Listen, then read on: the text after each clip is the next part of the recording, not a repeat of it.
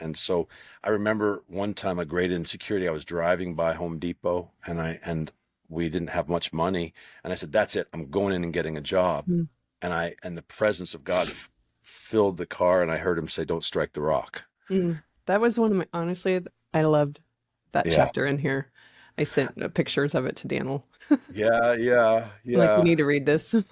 This, I know the story, the journey you guys are in too. Hmm.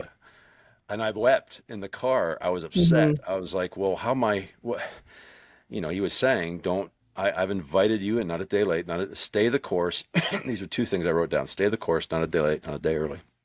Long story. I mean, I was shop vacuuming in the house with our shop vac because our vacuum broke. Like, things were breaking. We were selling everything that wasn't nailed down, and I had one pair of jeans, just the kind of stuff, Yeah, and it's and real. the real stuff. Real. And Yeah. my dad had brought me this business plan, and at that point in time, had this calling on my life, and I was an artist, and all those things. I'm wrestling with all these insecurities. He brought me this idea of a business plan that would partner with what he was doing. And 6 months in, I was like, no, that's to the left or to the right.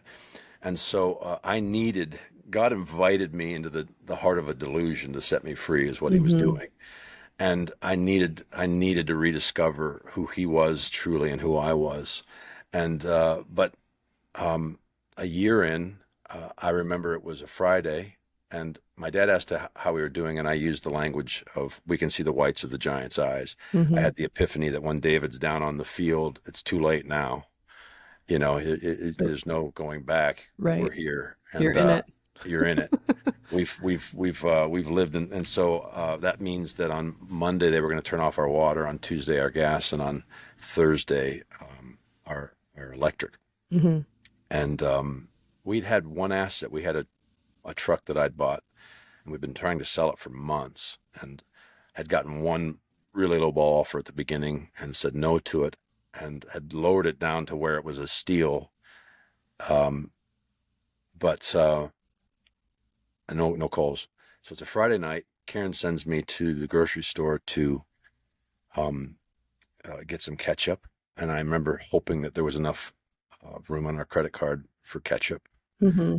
And at this point, my prayer sounds like this: I'll do anything that you want from me, Father. I'll Hmm. I'll I'll wash. I'll clean toilets. I don't care. But I'm not moving to the left or the right.